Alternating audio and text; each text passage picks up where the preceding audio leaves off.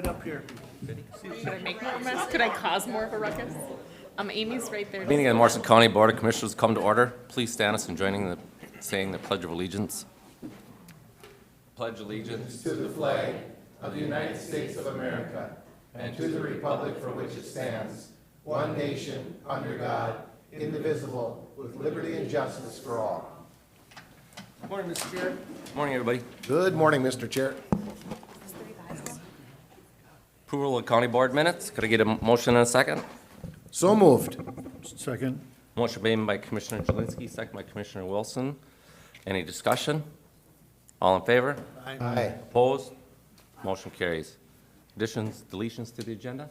Not this time? Motion and a second. Motion. Second. Motion made by Commissioner Wilson, second by Commissioner Winchester to approve the agenda.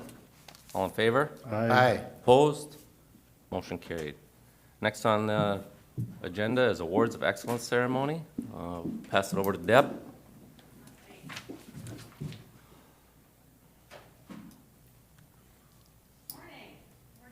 Thanks for coming. Today's a fun day. We get to recognize staff. Sheriff Larson and I will take a little time on behalf of the County Board of Commissioners to recognize some of the folks that are here and do good work. One thing I like about this job and about this organization is that we do such diverse things. We have nurses here who help small families, our children and families. We have deputies who are out saving lives in law enforcement world. We have folks that keep this place a place that we can all be proud to come to work in. And we have folks that greet our clients that come in, and sometimes they're in good spots, sometimes they're in bad spots, but we help folks through everything. And so I like that about this organization, and it makes me feel good to be a part of it, and I see people do good work every day. And so it's nice when we can take a little extra time to recognize them and to kind of call that out, and it's deserved. So we have an Awards of Excellence program, and we've had a number of nominees, and some of you are here today, and thank you. It's so hard to choose because everybody does such good work, and it's fun to see those folks recognized. But we still chose, and the county board chair, myself, and a few of my colleagues in the building helped decide who it is that wins. And so we have 3 winners today that we want to recognize, in addition to some other folks. So Tom Swenson isn't here today. That bugger's on vacation, lucky him. But Nicole Kern's here today, his boss. And I wanted to take a minute to read what it was that was in the nomination letter for Tom. I believe that Tom goes above and beyond to assist and work with the offenders on his caseload as a probation agent. He truly does try to rehabilitate those he works with. 2 incidents really stick out for me in Tom's customer service. There was a question regarding the individual's jail credit from a jail in another county. Tom took the time to try and sort the issue out. Instead of stating, well, the database says otherwise, Tom took the time to make some phone calls to the other county, and he was able to verify the individual was correct and the database was incorrect. On another occasion, Tom had an individual in court for a probation violation who was being supervised in another county. Tom then spoke with the individual's significant other, who stated that the facts Tom had received from the other county were not totally accurate. Tom then immediately was on the phone with the other county to try and figure things out. Due to Tom taking extra time to listen and then his fast action, the individual was released from custody and was able to keep his employment. Tom listens to his offenders and takes the time to determine the facts and, in 2 cases, the actual truth to situations. And as we sat and met about these, it's amazing. Talk about impactful to somebody's life, right? The fact that a gentleman could keep his job, the fact that they weren't sitting in jail when they weren't supposed to be. How often do we forget to listen to those that we serve? And I see faces here today all over the place that do that on a regular basis, and the importance of that is huge. And so, Tom deserves that credit for doing that and for continuing to do that after such a long career, and keeping that as a basis of what's important and what we do here. So, while not here, we're going to show him the video, and we're going to say congratulations to Tom.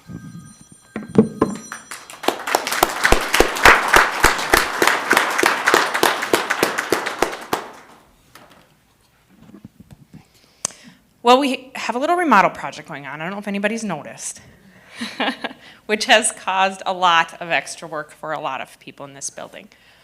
Maintenance and housekeeping, why don't you come on up and join me? Because Jeff, you have that look that says I want to. Yep, I see it, yep. Come on up, come on up. Come on up. This is some of the group, not all of the group. We're missing Jackie, we're missing Kelly, we're missing Zap, and John's gonna stand right next to me, appreciate that. We're family, that maintenance. It's been a lot. We started talking about this quite a number of years ago. We started getting space ready down here back in 17, and folks moved at the beginning of 18. So there's been a lot of desks moved and a lot of desks removed and some other desks moved again. A lot of things needing to change, a lot of things not wanting to change, a lot of things that had to change. You guys have done a lot. You actually had to vacuum up the mess that I made this morning for your own party. That was good. But this group has really went above and beyond when it comes to all of that, in addition to doing your regular work. And I think that isn't lost on everybody in this building, especially me, in terms of response and in terms of doing it just because it has to be done and all the extra stuff that's there. And I think, you know, one thing that people maybe didn't always realize was exactly how aged this building was. I mean, the newest part of this building is 30 years old, so that means the rest of it's even older. And I think the reason that a lot of times they don't realize that is because of the care you take of this facility. And so that's huge, and that's a big deal. And John, you've led the charge for so many years, and I don't think that I would have less gray hair if you weren't here, I know that. So I mean, you do a lot, and you've managed this project, and it's been huge. And I know colleagues across the state that have entered into projects certainly haven't experienced the seamless nature of this, and I don't think they have people on their team like you. So I appreciate that. You guys have done a tremendous amount, and staff here has recognized that. And I just want to read the nomination in addition to my comments. During the government center remodel of the social services offices, the support team of Morrison County and the social services provide, why don't I read the right one, and then we'll go there. Morrison County has the best maintenance and housekeeping teams. Over the last year when the Social Services Department moved twice, both of these teams were there to freely help us as needed. The maintenance crew kept the lines of communication open and readily assisted as needed, at times making many trips back and forth with office equipment. I think that was Jeff's favorite part, yeah. Making sure our temporary offices and then permanent offices were properly set up and functional. And housekeeping anticipated what was needed and provided their cleaning services before even being asked. It was done. Both crews always had a positive attitude and smiles on their faces. Words cannot express how very appreciative everyone is of these two wonderful teams. And like I said, I think it hasn't gone unnoticed on anyone, the hard work you guys have done, and it's very appreciated. So thank you very much.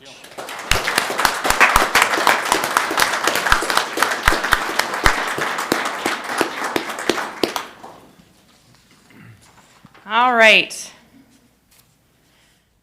Social Services Office Support Team, come on up. If Jeff can do it, you can do it. As I mentioned before, we've been in a state of flux, and some of us and some of you have had to experience that state of flux, and some are just experiencing it now, and it's not easy. And I think that's recognized in moving, and you have a steady flow of customers that come to your desk, and I think those that don't realize that realized it a little bit more when you were a little bit more front and center in the building. And people come in, and again, they're not all, you know, they don't necessarily want to come to our building. They don't necessarily want to be here, but they need service, and they look to you guys and a smile on your face and that helpful hand to guide them along. And you did that in a very tight space with a number of you, and you did that, and you certainly helped admin and fill in, and you did that so graciously, and so I appreciate that, and I'm going to read your nomination. During the government center remodel of the social services offices, the office support team of Morrison County Social Services provided exemplary customer service without any interruptions to their daily work. In addition to working in a minimal space where they were housed elbow to elbow, it was a little tight. They took on the added duty of processing the entire daily mail for Social Services Department, as well as becoming a backup to the admin department and completing daily incoming and outgoing mail processing. Additional pressure was providing the background study scans for the many persons in the public that need this clearance to serve vulnerable residents. This takes patience to explain the process and process these requests. This office support team assisted many visitors to the government center by guiding them to the services visitors were needing. This is a role that will continue in the new social service and public health area. They managed all of this with great customer service to the public, not showing them their frustrations, but instead being patient and kind. And I appreciate that, because it is a busy window and there's a lot of traffic, but I think that we owe it to our public, especially in a state of flux, to be gracious with that and to help them along, because it isn't an easy building to navigate without remodeling going on, much less with. And so we'll get there where we have our permanent homes, but I think in the meantime you made the best of that temporary home, and I appreciate that, and everybody did. So thank you for being that face and for your continued work.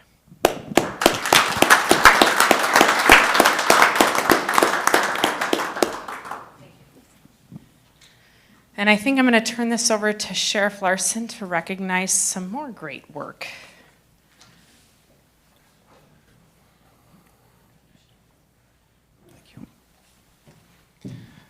Good morning, everybody.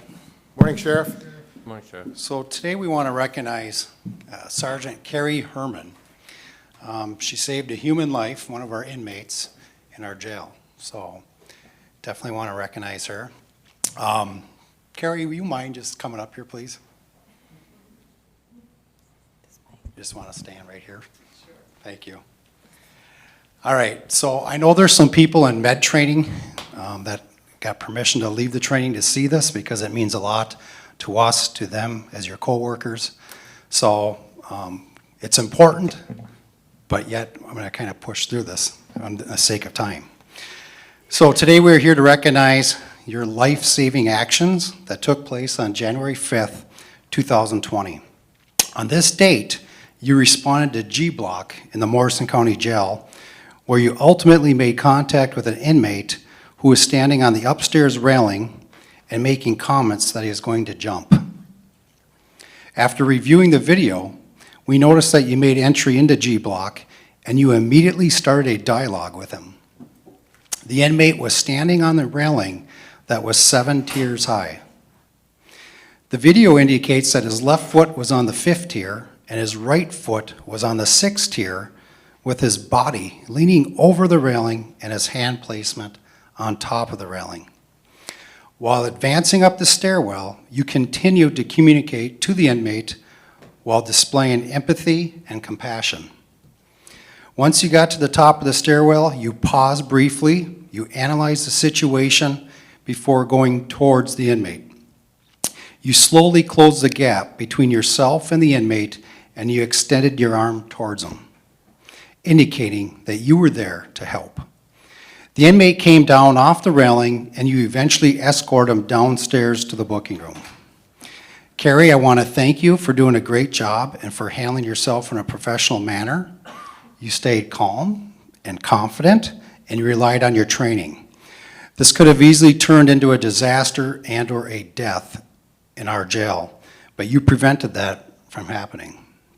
You ultimately saved this inmate's life, and for that, we're all grateful.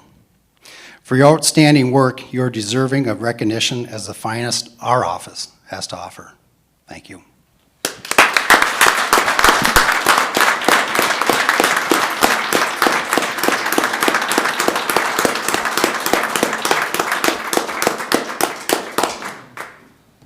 And I just want to mention one thing before I leave. So Carrie told me when we talked about this, she's mentioned it to our jail administrator, Scott McKissick, and myself, that she did fall back on her training.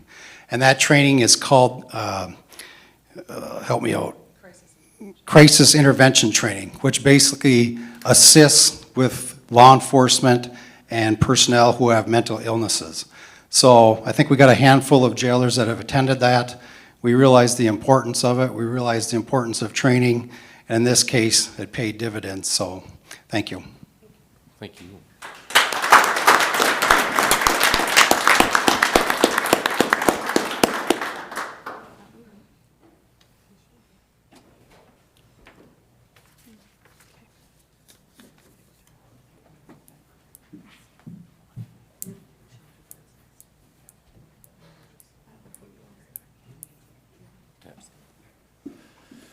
I'd just like to say thank you to everybody, all those that were nominated, all those that got the award. We appreciate everything you do and for the teamwork that you portray on a daily basis. We can't appreciate you anymore. Thanks. Next up on the agenda, Sean Larson.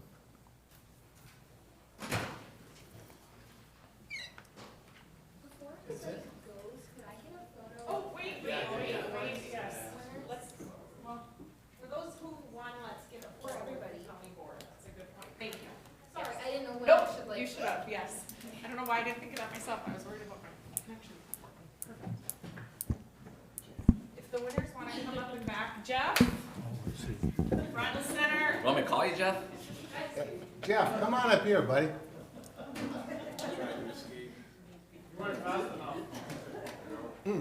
Each is separate, Deb? I think all together is okay. Okay, right here? Do that, yes, I think that's. Stay sitting. Want to sit in? You guys sit. Do you mind doing one before you can do it? Yeah. Okay. Come on up. Great, guys. Right out in the front. Sit? Crunch in. Make it look like we like each other.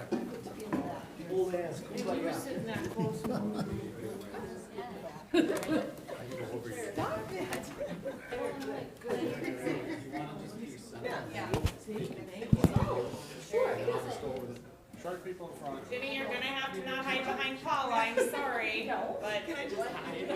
Sandy, why don't you come over so I can Jenny come up too? No hiding. Come up. There you go, thank you. Oh, Don't dunk, Jeff.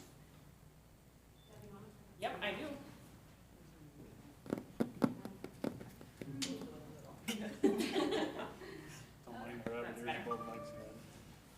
I don't, that'd be funny. Oh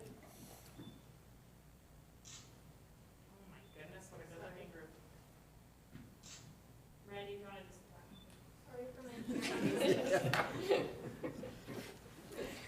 I was just kidding. I don't know. He did I it. don't know who's behind me. Got it, I got it. All right, perfect. Thank you. Thank you all very, very much. Thank you a lot. Thank you. Thank you very much. Thank you. Thank you all very kindly. You too, John. Thank you, buddy. How you doing, Scott? Till next time. Till next time. Till a little bit. We'll be back. I'm sure. We'll do a quick picture. Excuse me. Thanks for being here. Thanks, Scotty. Thanks, Scotty.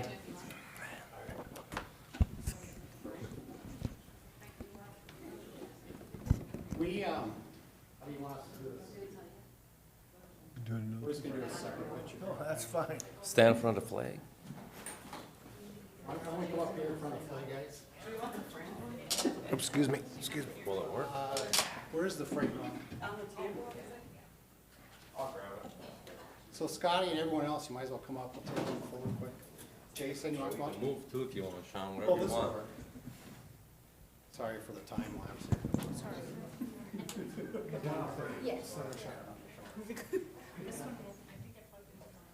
We'll just kind of both put a hand on this. Everybody kind of come around. We'll get up if you need to. If you get room. All right, how are we looking? Tabby, can you take a picture for us? And let us know where everyone needs to go. We're on our way in. I was hungry. Listen, could you guys get together or? What? Well, why don't you put maybe the two shortest ones in the far back? There we go, thank you. Jeffrey, do you want one of these? Because I can't get into your phone. I think Can't what? these two. Oh, good grief, sorry. Here you go. 8675309. We good? No.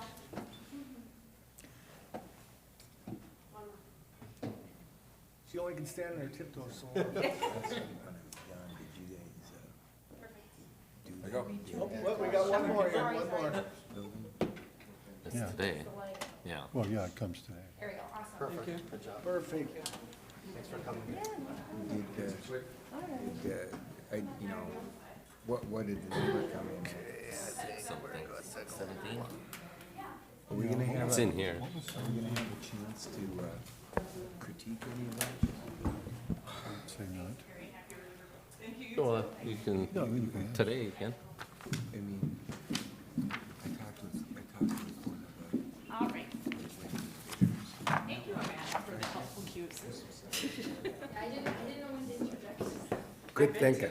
We usually do take that. Today? Yeah, that could save Oh, I need to. tens of thousands. All right. we Sheriff? done? All right. Welcome. Morning, Mr. Chair, members of the Morning. board. Morning, Sheriff. So going through our January report, as always, we'll just kind of start with the photos. If they're not up yet, I'm sure you saw the pack, and just kind of highlighting some of the photos. One of the photos, we had Deputy Heffron, Deputy Dan Rushlow. Sergeant Rexted's not in the photo, but it's with our 4th through 6th grade robotics team in Royalton. So we spent some time basically just showing them our drones and doing a short presentation and demo for them. The photo below that is going to be Kelvin Johnson, who's 6 years old. I got a call from his parents, and they told me that this gentleman was turning 6. His wish was to be a peace officer, and all he wanted that day was for, basically to eat lunch with an officer. So we thought, you know what, let's come up with a plan. We can do better than that. So we did a little recruiting, and we had a majority of us, a lot of us show up, right? And then we got a little LFPD came with us as well. And we presented them a sheriff's squad car for a little present and sang happy birthday. And I think it was good for all of us. Not only was he surprised, but we all felt good after doing that too. So it was good. Yeah. So we'll kind of, the training portion of it, we did, we were out at Camp Ripley, Alpha 14 Shoot House. We did a lot of inside shooting, of course, inside there. We did shoot and no shoot scenarios. Basically escalation, de-escalating, things of that nature, and all officers attended that, all deputies. Going through our criminal complaints, you'll notice that 24% in the purple at the 5 o'clock position. We had 16 complaints of disturbing the peace. We had 12 thefts in the 9 o'clock position, the blue triangle. And we had 12%, which would be, I'm just looking here, 8 actual scams. So those are kind of the highlights of our criminal complaints. We do push out a lot of press releases and, regarding scams, just because they continue to occur, of course. The good thing about it is like 98% of the people, are kind of aware of what's going on, but we still have people that do fall victims to this. We had a recent case where someone was purchasing a horse trailer on Craigslist, what they thought was a horse trailer, and they thought it was legit. The problem is the scammer asked that person to come up with $3,000 worth of eBay cards. So this party went to Coburn's, bought $3,000 worth of eBay cards, and gave the numbers off the back to the scammer. Then, of course, the scammer said, well, now there's going to be shipping costs and taxes. That's an additional $1,000. So this party ended up going to Walgreens, buying another $1,000 worth of eBay cards. So, we're doing everything we can. It usually comes to a dead end. In this case, there's an email address. We're looking into the email address, trying to figure out if we can get an IP address and doing a search warrant on that to see if we can figure out who the subscriber, who the party is responsible behind that. In our experience, it usually doesn't pan off. It's information that we're not able to get, but we're still following through and trying to get that info. So, any questions on criminal complaints? Traffic citations, you'll see that, again, we lead in verbal warnings, 62 verbal warnings. There's 8 written warnings and 7 citations for speed. As far as our 2-year comparison, overall, we're pretty much down on complaints, criminal complaints, non-criminal complaints. Civil process papers, you'll see there's a little spike in 4. Drug investigations are up a little bit, and then our total inmates, we're just down a couple. Going over our inmates, we're average 38 for Morrison County. You can see with total inmate population from outside sources, we average 40. So that's been kind of scarce as far as out-of-county inmates, but it's nothing to be alarmed at because we ran in the same predicament last year. It kind of goes in different shifts. Out-of-county inmates, we basically brought in revenue of $3,465. Any questions on the report at all? Couple more things to add. Is Scott still here? Yes. Scott, you want to come up? So we did a DOC inspection. They came out and they inspected our jail January 22nd, I believe was the date. Anyway, overall, the DOC says we are operating well, operating exceptionally well, gave us a grade of an A. As far as our mandatory and essential checks that they did, there was 100% rating. So I just want to thank Scott, our sergeants, our line staff, everybody in our jail for doing a great job, because to get 100%, that's amazing. And to know that the DOC is recognizing this and telling us that they don't even need to come back every single year now because of that, that's amazing as well. So, Scott, if you got any comments on that, or if you guys have any questions. DOC was up, 5.5 hours, they did our facility inspection, so we've gotten our first double 100% in years. It's probably been 15 years since we've gotten that. The big change, we couldn't have done it without the staff we have, but there's some changes that we have to make that they didn't dock us for. It's just building upgrades, security hooks that we used for inmates to hang their towels on. We no longer can use the ones we have. So they gave us the next 2 years to fix that. That's a cost of about $7,000. We've got that budgeted, so it's just a matter of maintenance is not gonna touch it until they're done with the building project. So they said do some of it this year, some of it next year. They did put a note in the bottom of the inspection just so the board knows that the building codes have changed. If we touch brick and mortar inside the jail, we have to bring it up to code. We are now 5 showers short. It's 1 shower, 1 toilet for every 10 inmates. That's a new standard that's changed. He said, we're not going to enforce it. If they'd enforce it, they'd come up, they'd take 11 beds away from us. So it's just something to look forward, like we talked a year ago, that we're getting old, and this is the start. It's the start. Mr. Chair, I believe you're talking about the jail, right? The jail. Yeah, okay, thank you. Yeah. Yeah. The DOC, I did talk to him directly. He told us 5 years, we need to start having a conversation about that. So just keep it on our radar. So even if we don't touch brick and mortar, there's still have the possibility of them taking beds away from us? Is that what you're saying? The possibility is there. Right now, they said they wouldn't touch it, you know. We'd have to add 5 showers.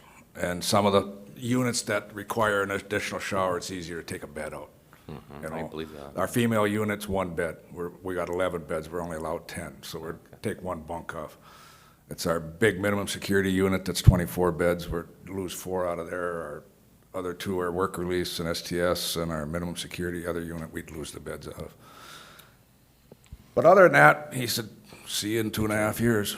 So, Mr. Chair? Yes, sir. If I may, Scott, if you could give a couple of positive reasons, what do they actually look for, or Sheriff?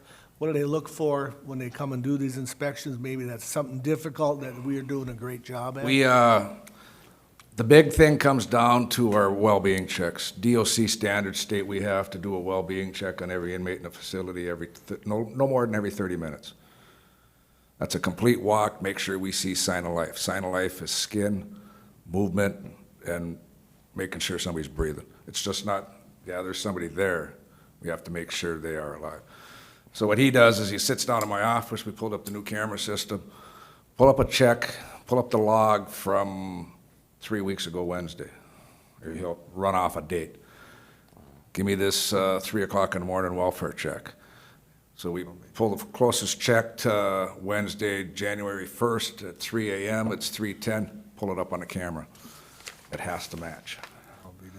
The checks that they checked were textbook checks.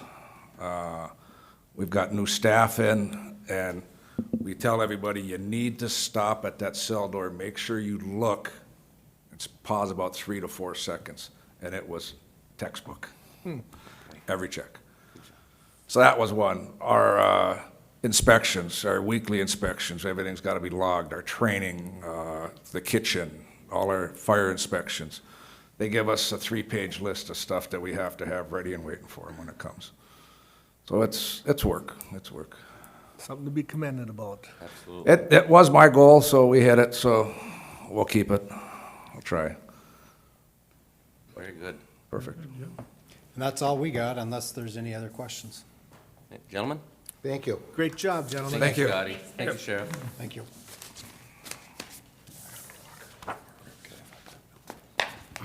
Next on the agenda, Social Services, Brad, Penny, welcome.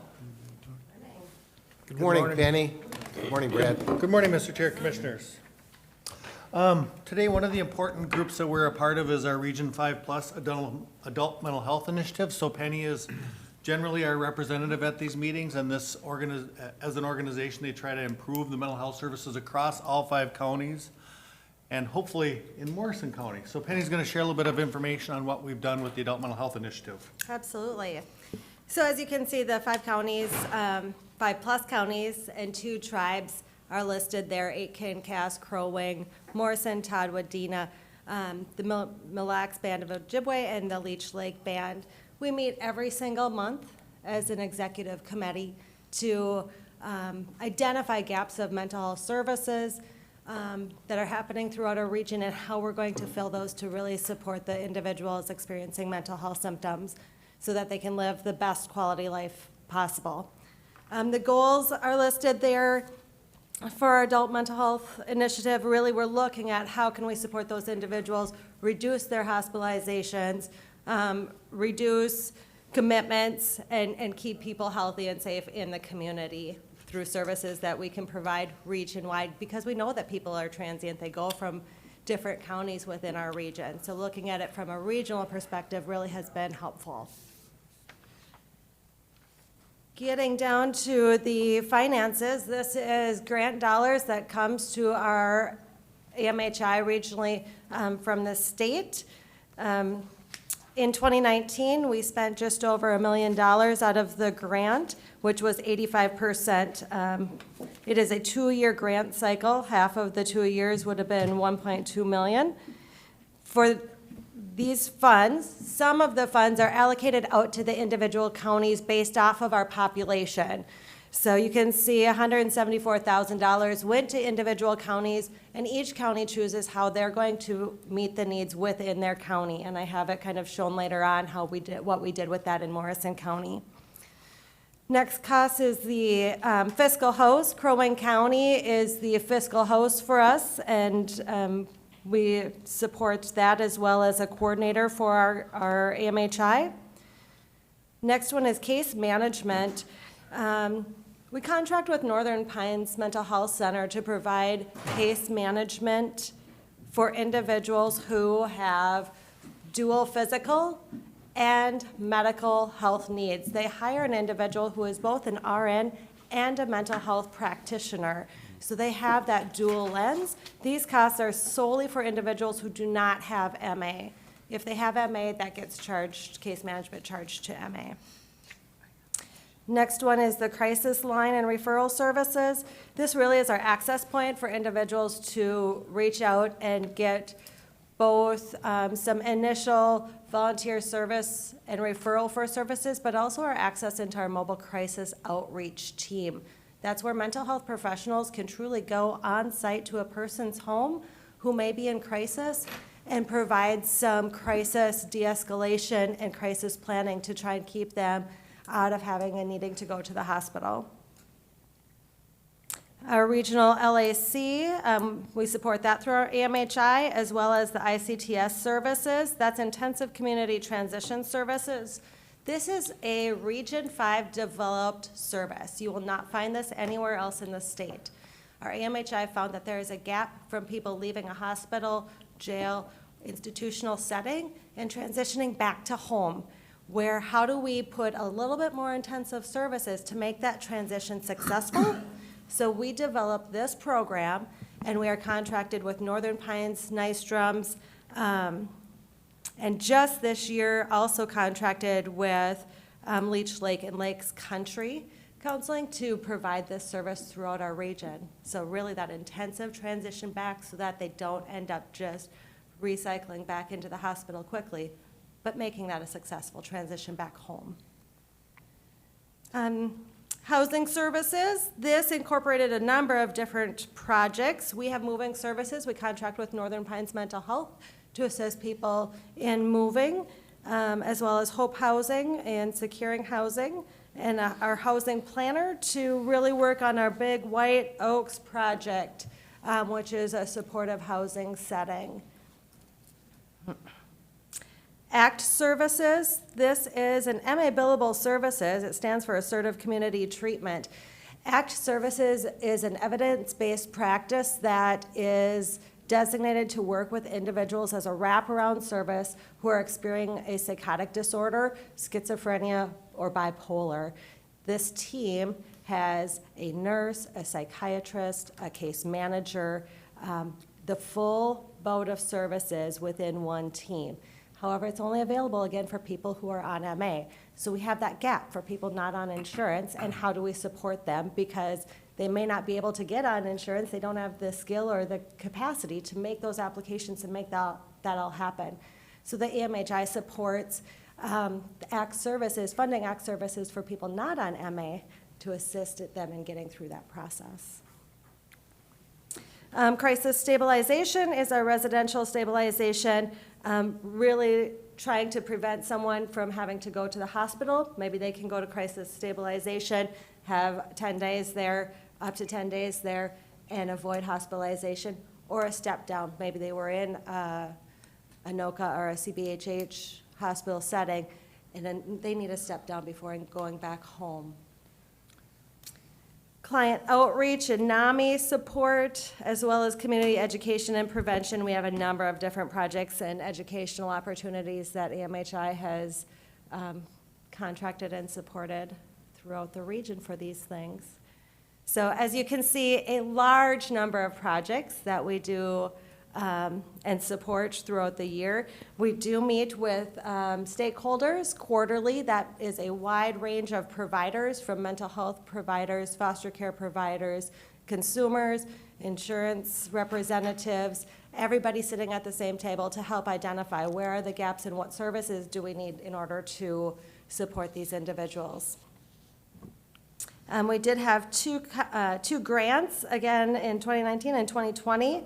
That supported this work, and I mixed them up on the slide here. But DHS Innovation Grant, AMHI was awarded a second year of $240,000 for a comprehensive reentry program to support that project, as well as our DHS Innovation Grant.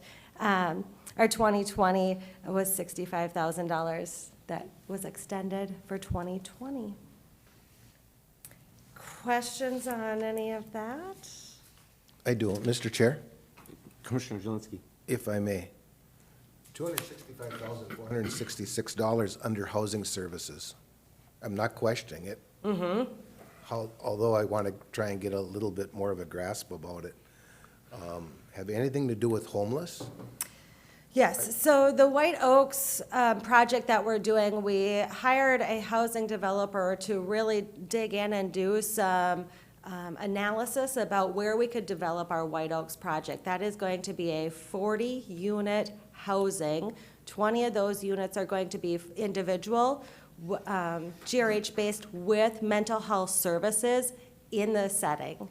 And the other 20 are going to be townhome-based 2-bedroom units, low income for individuals and families to be able to utilize. So that really is where the biggest chunk of this $265,000 really went to, was establishing that, that project and getting that going. We have broke ground in November on that.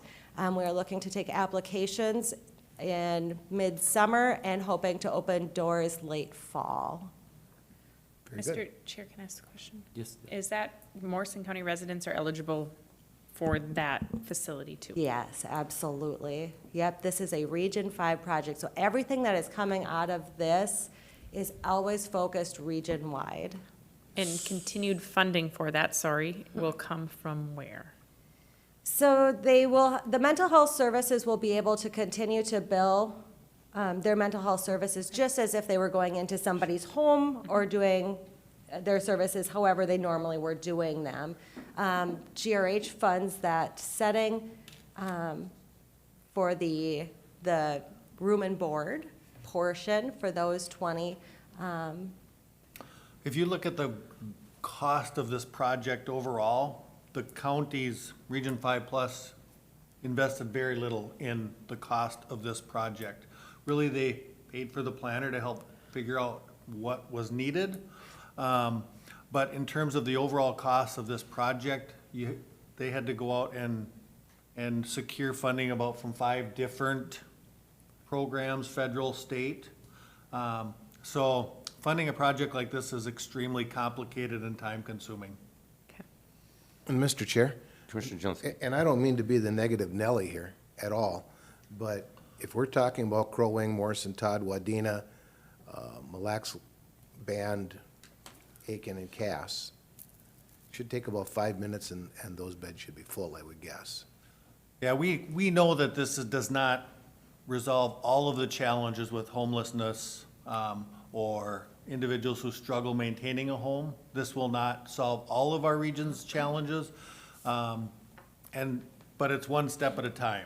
So as we fill one gap, then we assess kind of where that next step might need to go as a region and as counties, and it might be as a regional project, or we might start looking at what can each county do to support some of these homeless folks. I know Todd County is currently building also an apartment for homeless, those that lack housing. I don't believe Todd County invested any money in it, but I'm not exactly sure how it got off the ground, but they're also have a project going as well. Well, the fact of life is that when we say adult mental health, we've got a pretty big mouthful, a pretty big statement that we've just made. Adult mental health goes an awful long way. And as I said, we have to start somewhere. I got it. You know, baby steps, the eating the elephant, however we wish to phrase that. And if we don't start somewhere, this will only continue to grow and grow out of everybody's reach, is the way that I would say. And as Penny said, the other reality of this project is the supports are gonna be built around those adults and families that move into this facility will help maintain them. And probably, hopefully, will help them transition to even more permanent housing than White Oaks. So although there are gonna be 20 units for townhomes and low income, there's also 20 units that will have some turnover, so. And just one more thing, that White Oaks, is that permanent housing or is that temporary type of housing? Whatever it is that they need. So some people may move in and start into that supportive housing setting with mental health services, and maybe after 2, 3, 5 years, maybe they are transitioning on and moving on. So whatever they may need. The other thing to keep in mind underneath this housing services budget is Hope Housing that we contract LSS through. That's about $74,000 that out of this $265,000, and that is truly just for them to provide case management type supports for people who are homeless or looking at an eviction or looking for some sort of housing that they need, for them to provide that case management and coordination to get into housing. So that's another large chunk of this housing is for that coordination piece of it through Hope Housing. Thank you. The next area I want to discuss is just really looking at the funds that have been allocated to Morrison County and how we have utilized those within Morrison County. You can see here there's 5 different areas that are allocated and available to utilize those funds. Morrison County has utilized just shy of $10,000 towards client outreach. That's supporting our drop-in center and our LAC. Just shy of $17,000 for housing supports, flex funds, $11,700, and then transportation around $4,000. Really, housing, again, as you just identified, continues to be the largest challenge for individuals experiencing mental health symptoms. And we see that and we know that and we continue to focus on that. But it's going to be a long-term goal to be able to meet some of those needs. Some things that flex funds are commonly used for, people may flip on and off of MA, challenging sometimes for them to get the paperwork put in that they need to remain on MA, so they lose the ability to get their medications and go to have some of their services. So commonly flex funds are utilized for that, clothing, license, legal documents that they may need. Employment, really, we did not need to allocate any funds to this because we have really been supported by our individual placement services, the IPS program through Morrison County, as well as waivered services, many people utilizing those. In 2020, we're looking at a budget of $48,000, so just a bit more than what we received in 2019 and looking at the same areas. Below is just a little bit further of a description about how these funds can be used. These are the Brass Code definitions from DHS on how we're allowed to use them. So we can't just use them however we want, that it's very specific from the Department of Human Services on how we utilize those funds. If I may, Mr. Chair. Yes, sir. Penny, do they have to be, when somebody goes and says, well, they have mental health, who's the one that diagnoses them? Is that you guys, or do they not have to be, or what, how does it work? They do. In order to receive these funds, they need to have a serious mental illness, and that these requests come from a Region 5 provider or case manager that has the diagnostic assessment available to confirm their diagnosis before they even submit the request for these funds. And I'm assuming there's no discrimination for age, it's probably 18 to infinity or whatever. Correct, Okay. 18 and above. Mhm.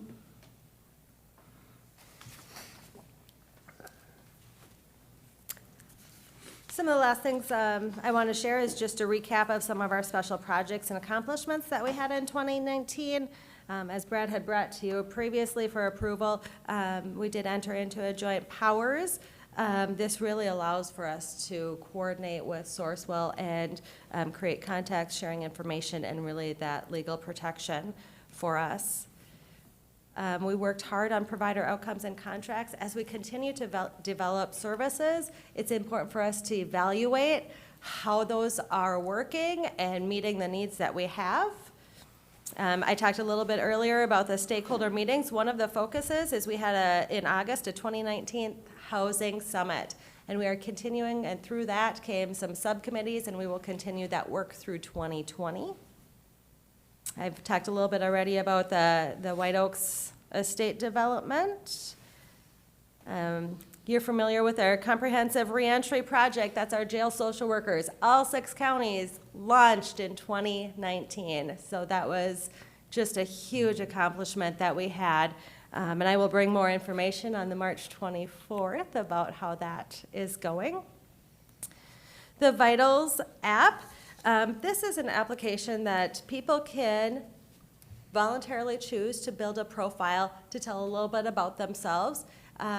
And law enforcement has an app, and first responders, so that when they come within proximity of that person, they get notified of that person's profile on how they can best help them. We've launched this throughout all 6+ counties for first responders and law enforcement. In Morrison County, we have 3 sheriff's department and 5 Little Falls PD officers who have this app. We currently have 50 individuals plus that have voluntarily built profiles on there. And I was excited that I worked with Chuck Hartsfield out of the St. Gabriel's Emergency Department, and they were interested in becoming and having a license there at the Emergency Department, so that when people come in, if they built a profile right from the get-go, the hospital staff know how to best help and work with them. And so that launched in December as well. He is working on that technology, but that license was offered in December. Mr. Chair? Yes, sir. Penny, I would have one question. 3 with Sheriff's Office and 5 with Little Falls Police Department, that'd be licenses. Does that mean individual persons, a deputy has a license? Correct. So there are 3 physical deputies in Morrison County that have this. So what would it take to, are these licenses tremendously expensive? And I'm assuming that when we talk about notification, that they're notified on your cell phone. Correct. I would assume. So what would it, are these licenses that expensive that every deputy wouldn't have the same kind of a thing? Or can you kind of help me on that? I can, absolutely. So when we launched this in 2019, we were really looking at piloting. We had no idea how well this was going to work. And we know that if people don't put profiles out there, it's not going to be successful for law enforcement to have the app anyways. Yep. So we needed to start somewhere, and that's where we've started. Now in 2020, we've opened it up and we've offered additional licenses to all of the county sheriff's departments and law enforcement departments, if they're wanting to add licenses, so. But at this point, starting to talk, because this has all been paid for not by counties or law enforcement, it has been a pilot Yep. to determine if it's gonna be effective, and so 2020 probably, and for sure 2021, we'll have to decide if it's cost effective. Because it will, is it $500 a year per? I I'm I not can't sure. remember how much it, but it's about, both for the consumer or the individual who wants to create a profile, so if they come in contact with law enforcement or the ER, it's gonna cost the individual an annual fee, as well as each deputy or law enforcement individual. It will cost a license for them. And so, if you're talking about outfitting every law enforcement person in the county, city and county, it could be a little costly. So, and it's, I don't know, Vitals has been around only a few years. It's not been around a long time either, so. And that perhaps is part of my question. Do we have any success, or do we have any statistics saying what kind of success we have with this program? And probably not, I don't know. Right, region-wide, I think that there has been some times in which an officer was provided a ping Yep. and received that information and found that helpful. Here in Morrison County, we have not had any situations yet. Very good, thank you. The last project that I want to talk a little bit about is our regional transition specialist. And now why this was developed and is important is that you know that there is a county cost for individuals who are at Anoka or Community Behavioral Health Hospital after they no longer meet medical criteria. That cost shifts to us. And that is at Anoka, $1,300 a day, and at a CBHH, $1,400 a day for those individuals. And as you can see, regionally, there were a lot of funds paid in this area. I don't have 2019 data yet. That year-end data has not come out, but you can see that we implemented in 2017, there was a significant decrease in what Region 5 was paying out for these individuals. 2018, we did have 2 staffing changes that impacted those numbers, but still a significant decrease from 2016. When we look at Morrison County specifically, 2019, I do have in that data for us specifically, we had 34 days total, and that was for 3 individuals, split between 3 individuals who were at either Anoka or a CBHH. This project has been successful in reducing the costs that we've seen, and we expect that we will continue to incur those costs, but has definitely been vital to helping us transition people out of to an appropriate location. You know, we could pull people out quickly, but they'd end up going right back in if we don't make sure that it's an appropriate placement. And if I may, Mr. Chair, and Penny, and I'm sure I talked to Brad about this, when you get down to Anoka, it's kind of difficult to get them out of there just because of the placement and the qualifications that we need here in any counties, is that right? It is, individuals who are going into a Anoka Regional Treatment Center or a Community Behavioral Health Hospital are experiencing very significant mental health symptoms. That's why they're going to those inpatient treatments. The treatment, they may be there for a week, 2 weeks, maybe a month. But as you can imagine, that all of those symptoms don't just go away from that short period of time. So when we transition them out of there, typically we're looking at transitioning them to safe harbor or crisis residential, step down, maybe down into an IRT, or maybe into a community setting, a foster care setting with some pretty intensive services. And so as you can imagine, creating the eligibility around that transition to get them into those right services, it just takes time. I think the other challenge is we get these letters from the state today saying they do not meet medical criteria tomorrow without really any knowledge until we get the letter, even though we've been at team meetings and communicating between us and the facility. So that's where it even becomes more challenging. And part of what we've tried to do with the transition specialist is have them keep in contact with our state facilities and communicate about the clients from Region 5 to make sure, are they getting close? Are they getting ready? So we're better prepared and don't get a notice today that they do not meet medical criteria tomorrow. Because that's very difficult to transition them out tomorrow if we only learn about it today. And it's one of those programs that we as the 6 counties will have to decide, is it worth our while? Because it's been grant funded for the last 2 years, both from the Department of Human Services and Sourcewell.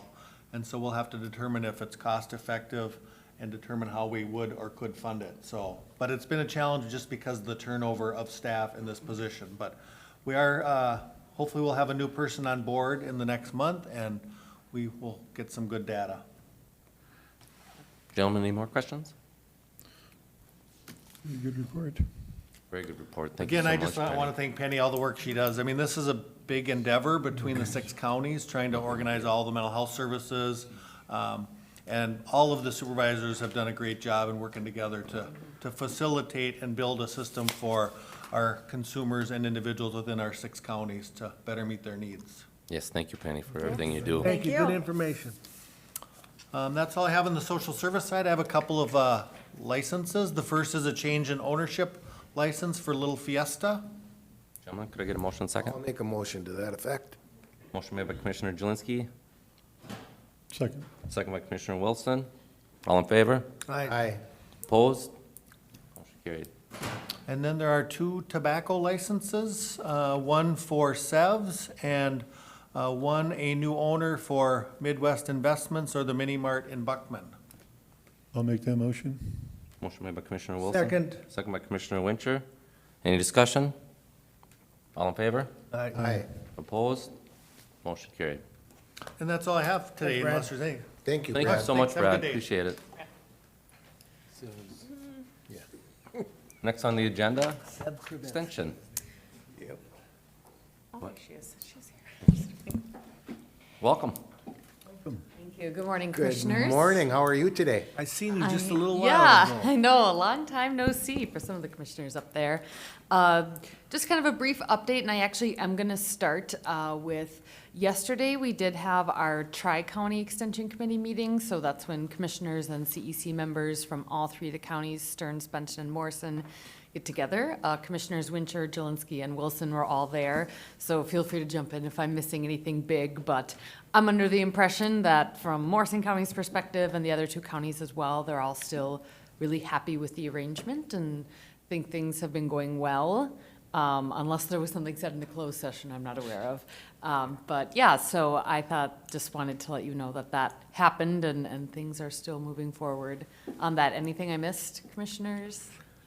So from far, the so good. Tri-County? Well, Okay. Mr. Chair, Emily, I'm not sure that you missed anything, but for your sake, and I don't remember if you were out of the room at this time or in the room, but the idea that 3 counties got together and have shared costs for extension has proved to be such a bonus for each county, because each county could not afford that, historically speaking.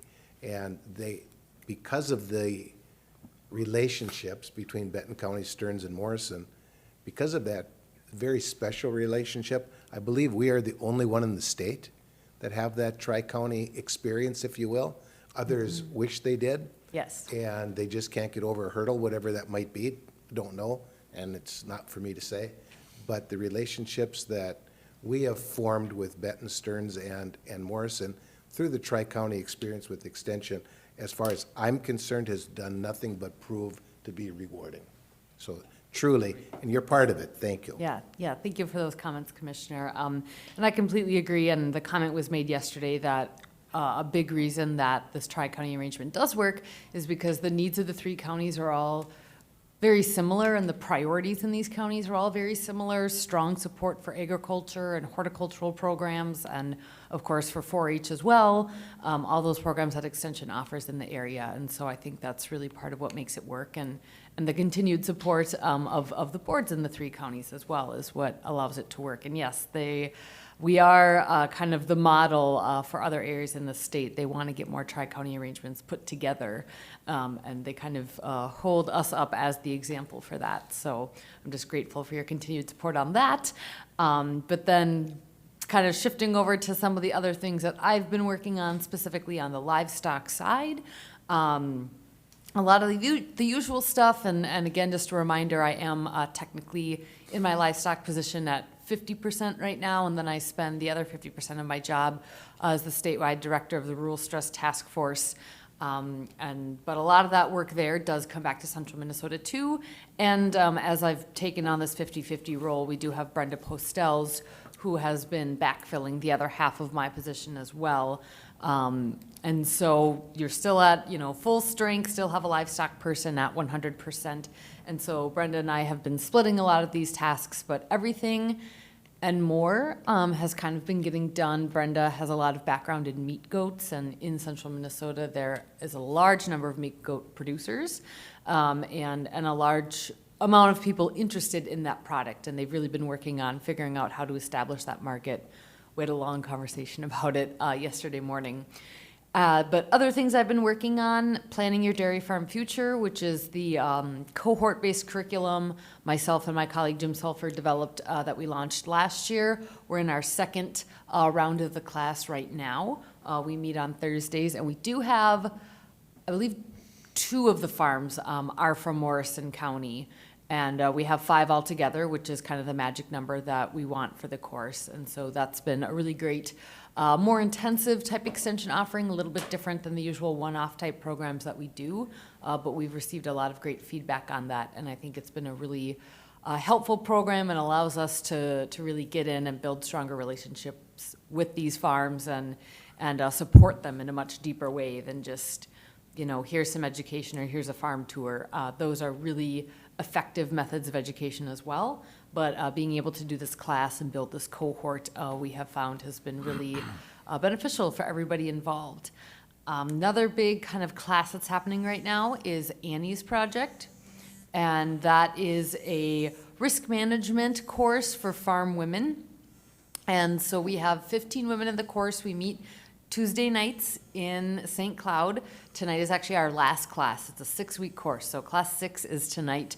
And there too, we have several of the women in the course are from Morrison County. So that's the nice thing about this tri-county arrangement as well, is we can offer things in one of the counties, but still reach all 3 of them, which we're really thankful for, that we're able to work together in that way to make that happen too. So kind of lots of courses and traveling and different things happening right now. Of course, it is the St. Cloud Farm Show today and tomorrow. I will be speaking there tomorrow at 1, so anybody's welcome to come. If you want to make it down, I know that's a big deal for the farmers here in central Minnesota. A lot of them value that show and go there. So that will be, those are the big things kind of on the docket right now. If you have any questions on anything you've seen in my report or anything else that's on the docket or coming up, you are more than welcome to ask those questions now. Gentlemen? Thank you so much. There, so thank you. All right, yes, yeah. Thank you, Emily. Yes, thank you. Thank you.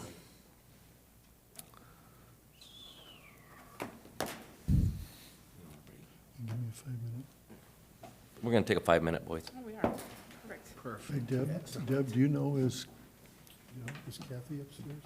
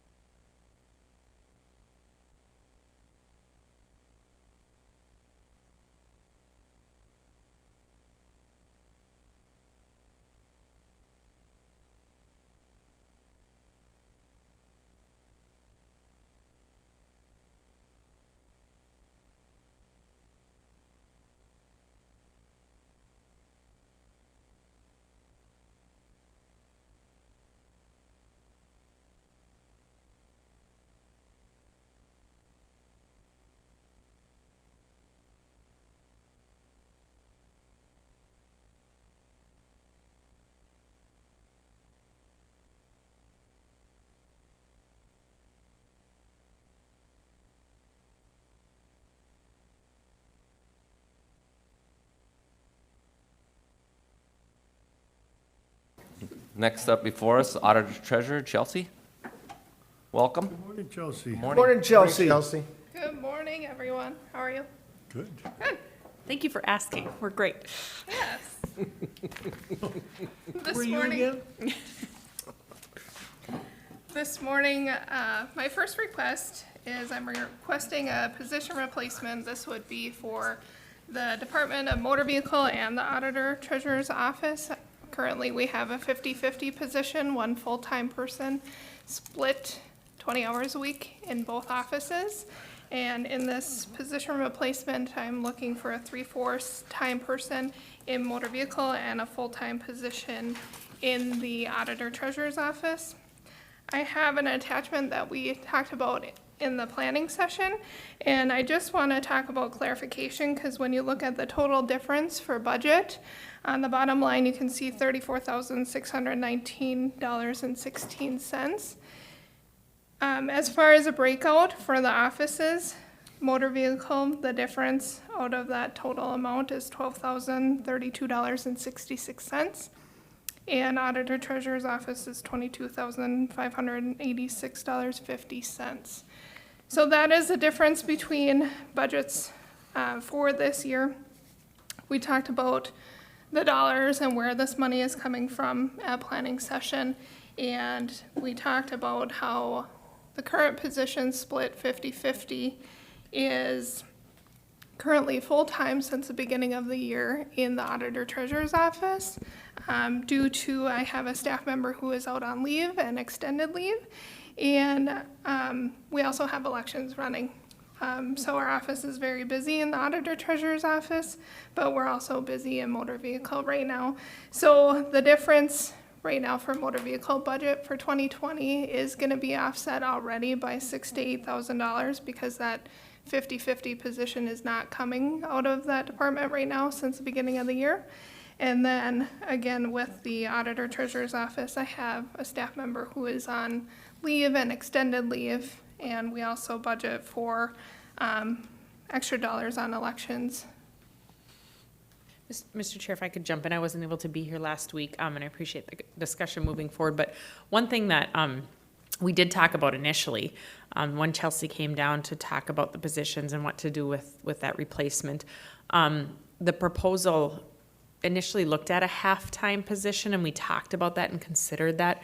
It's really, really hard to find somebody and retain somebody without some level of benefits being offered. And we've had significant turnover with that arrangement when we had that in the past. And then once we were able to split that between the two offices, that helped with the benefit component and the retention of that. But we've realized it's still a difficult retention. We've had turnover, 2 or 3 different staff that turnover. It's just, it's hard to kind of be just part of these worlds, you know, in just little bits. It's hard to really invest in a position. It's hard to really own your work. It's hard to kind of be torn between those two, you know, relatively different, significantly different areas. And so we looked at that and really contemplated that and looked over the turnover in the last number of years and the difficulty when it comes to getting people up to speed to be able to really be effective and feel good about the work that they do. And it seems like by the time we get there, then we've got this turnover happening because the structure just doesn't seem to quite fit when it comes to that. So that's why we really did some brainstorming on what it is we could do to try to help all of that happen. Because as soon as you have turnover in an office, it really takes its toll on everyone, and the work seems to justify what it is that's happening now. Just wanted to give my 2 cents because I wasn't here, so you know. If I may, Mr. Chair. Mr. Winter. Chelsea, on your request, now again, I think I understand it. It says we're requesting the approval of a position replacement for the DMV, and then it says a full-time replacement. We're actually adding to someone that's, I think, what was it, a half an hour or half a position that we're adding that's above and beyond what we currently have It's now? actually a total 3/4, Right. more than what exists right now, in aggregate, in total.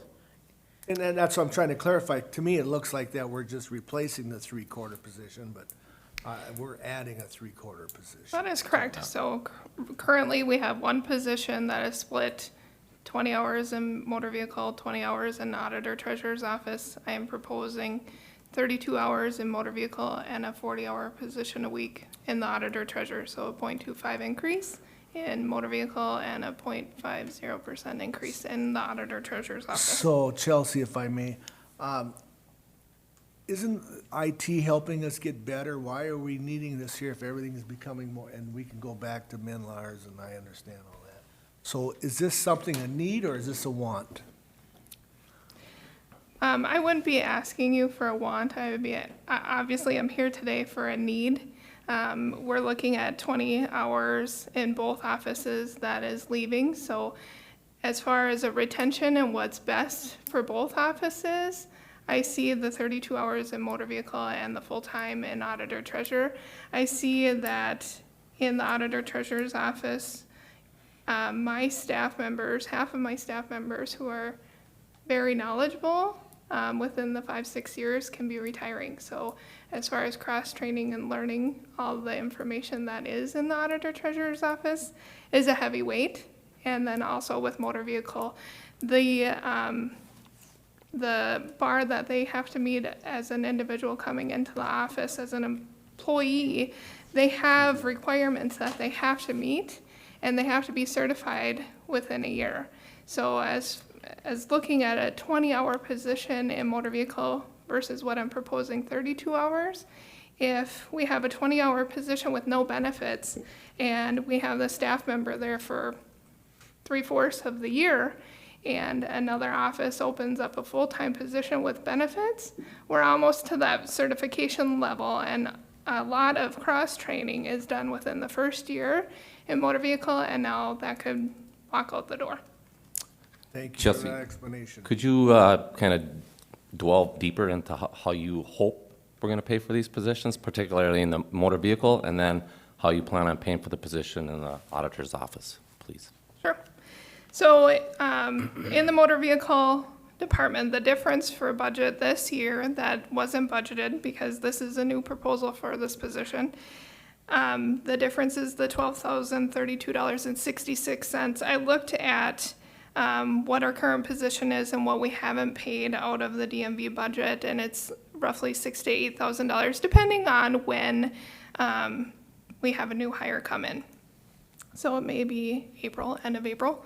And then we are hoping to see some changes. There are House and Senate files on the table for fee increases with motor vehicle.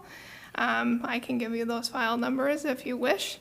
And so hopefully we'll be seeing that change this year. And if that is in effect, I would think that mid-year is when they would roll out those fee increases. But I'm not sure on that either. And then as far as the auditor treasurer's office, I have a staff member who is on leave and also on extended leave. So what we budgeted for that salary is not being fully taken this year. And then plus we also budget for extra time for elections throughout this year. So as far as looking at budget-wise for this year, I feel that it will be close to a wash. And if we get increases in the DMV department, that we could see a potential revenue again. Like we talked about before in the DMV office, when Denise and I came and gave an update, you all seen that every single year we have an increase of applications over and over, at least 500 applications increase every year. And so that's an increase in revenue in that department. And we talked last week when I was at the MACO conference and in the room with all the deputy registrars, and there was a show of hands of what offices broke even or came ahead in the DMV office, and it was myself and one other office. So it is very cool to say that we came ahead or broke even in the DMV office, where not every county is doing so. Commissioner Blaine, did you have something? I just wanted to make sure I understand here fully in my absence last week here, Chelsea.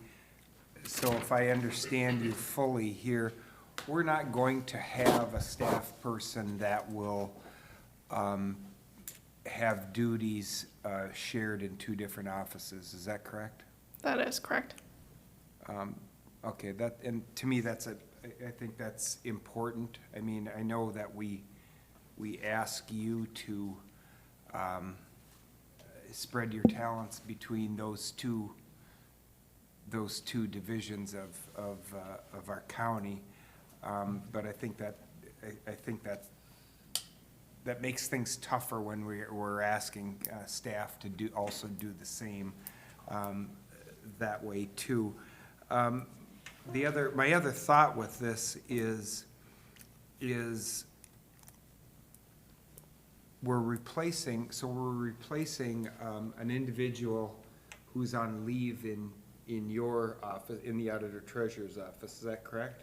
We are not replacing, no. So I have an individual who is on 12-week leave plus an additional 6 weeks, and we are not replacing. So right now, we're out that staff member plus a half-time position. That's, They're out a full-time. Yeah, it's not replacing somebody who's gone. It's, what she was indicating was that leave isn't all paid. So that's the budget implications that Commissioner Lemire was talking about, is that there will be unpaid time. Okay, thank you. That helps clarify. My final follow-up question with this, and this is gonna really seem kind of out of the box thinking here a little bit, but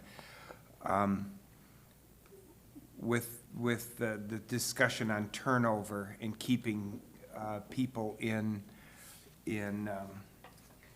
positions here and providing services, did we consider at all a full-time person adding in motor vehicle rather than the three-quarter time person? And would that make a difference in retention? Well, Mr. Chair, I think it would make a difference possibly in retention. However, I think we've always approached this concept with as Mr. Wincher likes to identify, a need or a want. And so we certainly don't want to overstep bounds, and we want to try to get by with lower cost options when possible. And so I think, thank you for that question and good point. But Chelsea and I talked a lot about what it is that we would absolutely need to try to cover office needs, and this was a reasonable lower cost option to implement than a full-time. Very well, thank you. Gentlemen, Commissioner Jelinski? Mr. Chair, if I may, Chelsea, we can split the hairs any way we want to between motor vehicle and the auditor's office, but ultimately, it's another quarter in the motor vehicle department, and really, relatively, it's a full-time person in the auditor's office. Making that statement, talk to me a little bit about elections and what this person would do with elections this year, on an election year, and what takes place on an off-election year, if that makes any sense. I'm not sure. sure, I can answer that question. So when we talked in planning session, and I'll bring this back up, when I was at conference and talking with other auditor treasurers and looking at our elections division, currently right now we have myself and one staff member set for elections, and my staff member in the auditor treasurer's office also has other duties throughout the year. So maybe a 0.50% of her position is elections. When I look at other counties and what they have for staffing specifically to elections, they have maybe 2 individuals that are 0.75 and 0.50, plus the auditor treasurer, plus 12 temps that they have in the work pool, and they may have temps coming in and helping through elections. And that's what they do, is during election time, work the front counter, and then all the auditor treasurer staff can do their day-to-day jobs rather than that plus elections on top of it on an election year. In Morrison County, we don't do that. We're very different, and we watch our budget very closely, and we manage as much as we can under our belt without asking for help or assistance. We looked at where our work pool is, and looking at what we have right now and in place and what's the changes for elections and the workload. And we have mail ballot precincts. We have absentee voting, which allows individuals to come and vote. We've seen a higher turnout in voting because of the absentee voting, which is a great thing. But it's also more of a workload on our office, and we are an open polling place, you know. So that workload with this new position would help out with the elections, but also with cross-training on collecting taxes and working with accounts payable and understanding tax calculation and learning legal descriptions with land and understanding the office and the auditor treasurer's office. We have quite a pool or a variety, if you will, in the office. And as far as cross-training, not everybody can be cross-trained in the auditor treasurer's office. When you look at the DMV and the auditor treasurer's office, it's two different worlds. We have the DMV office where staff is trained, where they can all do front counter and they can all do most of the transactions. In the auditor treasurer's office, it's very diverse. I have a specialist for land records and the transfers in the office. I have an individual with elections. I have a staff member with property tax. I have a staff member who is on all the bank accounts and reconciling. And then we have front counter, we have auctioneer license. We have many duties and roles in the auditor treasurer's office. It's very broad. So for learning all of that information, it's quite heavy all at once. And specifically when you're looking at hiring a 50-50 person split like we have right now. And I can tell you that the last two positions that took the 50-50 place either came from the auditor or the DMV office. So they knew one part of that role already. So to have someone come in new and not from an office, from the auditor treasurer or the DMV, is quite a curve in the workload. Sure. Mr. Chair, if I can just make one more comment. I truly believe that we do watch our budgets carefully and that we will continue to do that. But quite honestly, I'm surprised that it's taken this long for you to come here to talk about somebody that's needed upstairs during and for election time. Preparation, during and after.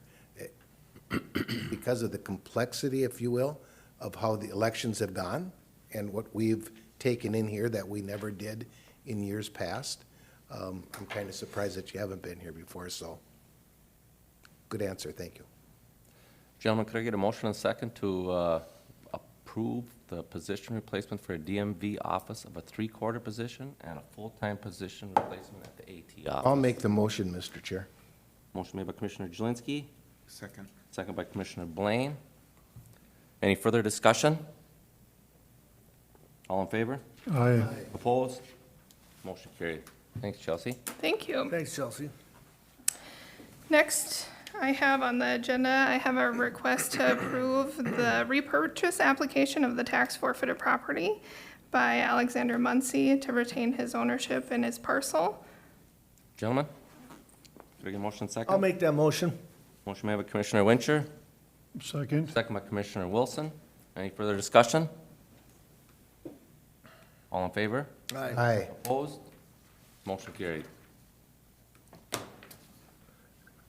Next on the agenda, I have a gambling permit. I am requesting the approval for the gambling permit resolution to have Kinship of Morrison County Incorporated to hold a raffle at the Little Falls Ballroom on March 31st of this year.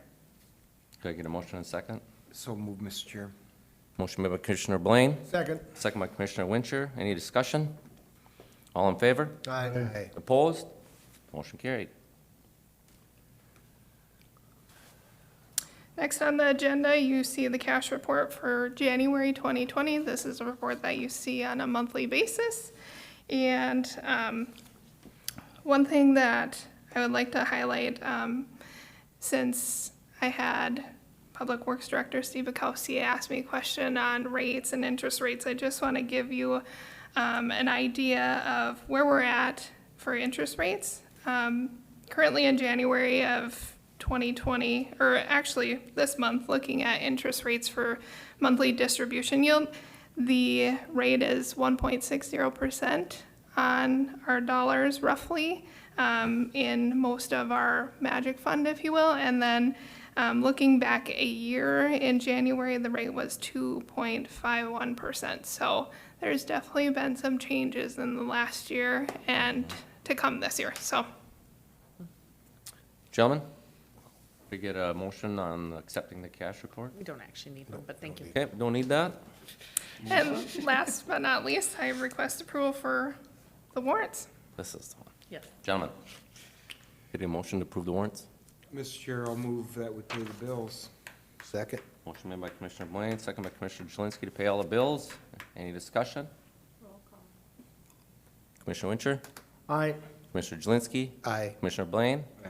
Commissioner Wilson? Aye. Myself, aye. Motion carried. Thank you so much, Chelsea. Thank you. Have a great Thank day. you, You Chelsea. too. Thanks, you guys. Chelsea. Thank you. Next up before us is Public Works. Steve? Morning, Steve. And Steve? Morning, Steve. You were kind of first last time, weren't you? Now you're Yeah, last. that's how that works. Good morning, everyone. Good morning. I have a couple of items for your consideration this morning. The first is a resolution and agreement to accelerate construction. We have two federal projects in the Surface Transportation Improvement Plan of MnDOT's. One was the resurfacing of our CASA 34 from Trunk Highway 10 through Buckman. So we have we'll be doing some sidewalk work to bring it into ADA compliance, and the project was to mill, tight pave, and overlay that existing pavement as a preservation project. In 2020, it was in the Surface Transportation Improvement Plan. At the same time, we had a safety project, a highway safety improvement project in the 2021 year of the state's plan. And in order to, what we wanted to do, that highway safety improvement project is to pave the shoulder. It'll allow us to put in a safety wedge. The safety wedge is the angle on the edge of the pavement so that if a vehicle goes off of that pavement where the gravel isn't butted up to it, you can take that without losing control. We also would improve the pavement markings with 6-inch edge line, and then we would install the sinusoidal rumble strips. In order for, it makes sense to bring those projects together so the paving work can all be done at the same time. In order to do that, we need an accelerated construction agreement. Normally, this would have been put in place already, since we've already opened bids. It was missed by the state aid office, but we have to put this in place so that we can, what this does is allow us to advance state aid funds in 2020 for the highway safety improvement portion of the project. And then when the state receives their federal funds in 2021, they'll reimburse our account. And so that's what this agreement does. It's been reviewed by the county attorney. Our recommendation is that we authorize by resolution the agreement and have the chairman and the administrator enter into the agreement. Gentlemen, could I get a motion and second? So move. Motion by Commissioner Wilson, Second. second by Commissioner Blaine to approve the federal participation in advanced construction. Any discussion? Well, Mr. Chair, Yes, sir. this is kind of a win-win all the way around, isn't it? I mean, it makes sense, and what we try to do out at Public Works is we kind of work the different programs, and the reason they're not matching is because they are different programs. One is the Area Transportation Partnership. We go through Region 5, that's the bigger one for the pavement preservation. The Highway Safety Improvement Project, we kind of are offsetting them because you have a better opportunity to get federal funds that way. And then we end up having to go through this process to bring them together. So I agree, for us, it's a win situation. I'm not so sure if there's anybody else. Any further, One win. any further discussion? Okay with that? Hearing none, all in favor? Aye. Opposed? Motion carried. Thank you, Mr. Chairman. Mr. Chairman, members of the board, the other action item asked for your consideration.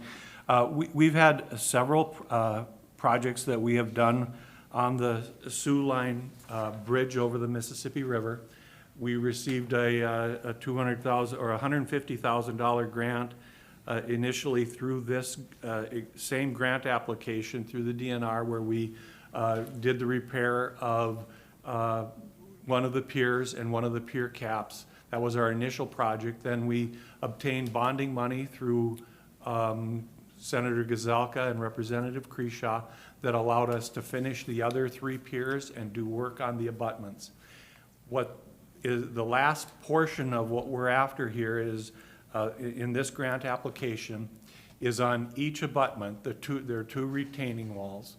They hold the embankment of the approach grades in behind the abutments.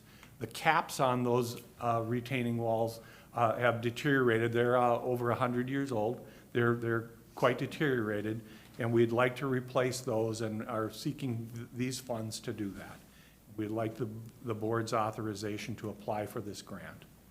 Can I get a motion and a second? I'll make that motion. Motion by Commissioner Wincher, Second. second by Commissioner Jelinski to approve the Sioux Line Recreational Trail Grant application. Any discussion? Are these wood? They're concrete. Will they blow that on like they did last time? I would expect that would be the way that they would approach this. It probably is the most efficient way to get the work done. Any further discussion? If I may, and again, we've been talking about these grants and what we've been doing to the Sioux Line Trail. If this doesn't get fixed, eventually, and Steve, correct me if I'm wrong, they'd probably have to shut the bridge down just because of the fact that it's the safety issues. Mr. Chairman, Commissioner Wincher, I think that the work that we've accomplished thus far probably takes that off the table. This is less No, structural. I understand that, but- It's less structural, but I don't think we'd be in a position where we'd have to close it down, but we do need to make these repairs, because if the retaining walls behind start to fail, the approach embankments then are gonna need quite a bit of maintenance. Those type of things are gonna have to take place. So we need to push this, and eventually I think we'll get this approved. And I mean, it's just like anything else. It reduces the amount that we have to put into it. We are budgeting $50,000 annually for matches to these type of projects. If we don't get this time around, Commissioner, we'll have to try again next year. Commissioner Blaine? So, Steve, you know, last fall or early this winter, you took us out and showed us a lot of the work that had been done out there at the bridge out there. And and this has been an ongoing project even before my appearance here. So this step here that we're taking now, is this kind of complete that restoration of work out there, or is this just another step and there will be more phases with this? It seems like there's a lot of things that have been accomplished out there. And your people have got a lot of things done there as far as shoring things up. I'm just curious, where are we in the project? I would see that this would be the last project that was directly related to the structure itself. So we did the pier restorations, the pier cap restorations, the abutment improvements and rehabilitations. This will be the wing wall cap repairs. The structure itself, this would be the last a piece of work that we have to do with it. There may be some things like rip-wrapping the slopes and the embankments, those type of things that are not necessarily structural. And this is less structural because it's the caps of the retaining walls, but it is a part of the structure. But once we're done with this, the structure work I believe is gonna be good for many years to come. And then if there are future applications, it'll be those type of things where we're trying to stabilize slopes and washouts and those kind of things. Follow-up, Mr. Chair. Yes, sir. Steve, we'll go forward with the grant application, timelines when we would know of award on this? I believe that they'll give us notice probably sometime in May or June, and the actual work on this will be 2022. so it'll be down the road a little ways. Okay, very good, thank you. Any further discussion? All in favor, signify by saying aye. Aye. Opposed? Motion carried. That's all I have, Mr. Chairman. Thanks, Thank you. Thank you, Steve. Have a great day. Next up before us is approving the quote of the public safety annex. Mr. Chair, as you know, we've been working on the needs of the public safety world for some different components when it comes to being able to respond in an emergency. And so I'll kind of let maybe Sheriff Larson talk through the how we got here, and then we can talk about where we're at with bids and getting the work done. Very good. Welcome, Sheriff. Thank you. So, yeah, basically, there's been some talk, I guess, early on, I would say probably right after I got elected sheriff in 2015 with Steve Bukowski, Public Works, and I, and the discussion that, you know, they want to get their real estate back that we're currently utilizing for purposes of storage at Public Works. And basically, we got our emergency vehicles, we got snowmobiles, we have our up armored Humvee, we have boats, we have an ATV, all this emergency equipment that we're utilizing, but yet, for us, we're running out of room. So, discussion is, Public Works wanted their room back, we needed additional room, so we looked at a lot of different options. We looked at the old MnDOT building, trying to see if that would work. We looked at different potential sites, and ultimately, we're able to work with the city of Little Falls. They were in need of extra building space as well, and we were in need of land. So we ended up getting the 2 parcels of land north of the cold storage shed that we currently have. They're utilizing our shed, they took it, and in exchange, we took a couple parcels of their property so we can do this future project. And, yeah, this has been going on for a while, and so that's where we are. We pushed this out for bids, and I guess we came back, obviously, where we wanted to be. So it's kind of where we're at. Gentlemen? Again, if I may, Mr. Chair, this is something like our sheriff said, I think we've been discussing this for 2-3 years. This is also, and this is, and again, if you look at, this is part of the bond procedure. Deb can explain that better than I can, but this is something, again, that it's already basically paid for with the bond. It's just a matter of that we just keep moving forward to it. It's one less thing that we have part of our bonding, like the parking lot. It's like the last of the stamps that we're gonna be using. Yep, Mr. Chair, this has been something that's been on our capital plan for a number of years because we knew the needs that existed, not only for storage, but for response access, for the ability for the shared law enforcement agencies, or the cooperative law enforcement agencies to respond in an emergency. What we have going on just continues to compound and be a problem. If they need quick response for different types of vehicles like snowmobiles or boats or things of that nature, there's a lot of maneuvering that happens because the facility's not set up to accommodate those emergency response needs. And so this has been something we've talked about, like Sheriff Larson said, when you started, because it was a discussion I recall having with the previous sheriff too, in terms of how we're going to address that in the long term. So we did include this plan in the larger capital improvement process or exercise that we needed to do when we did bond for our facility, our building project. And knowing that we had bids that came in favorable from original estimates, knowing that we had other items on the list such as this to tackle with those, or potentially tackle with those proceeds, we wanted to continue that conversation. So we've advanced it, keeping you in the loop as we go and getting your direction as we go in terms of how to proceed. I think the ability to be able to have that arrangement with the city was fantastic. Anytime jurisdictions can work together to come up with a solution is a good thing. And I appreciate the city's involvement with that. I appreciate Sheriff Larson and Chief Schirmer's working together to try to come up with the best solution possible for all of those agencies to be able to advance the needs that they have. And so that's why we're here. And I think just to expand on that, it's pretty critical and crucial for us to be located in an area where we have personnel that can assist. And right now, we're going to be directly across from the Public Works, the new building. Public Works is always there for us if we need to be plowed out in snow purposes or whatever assistance we need, they're always there.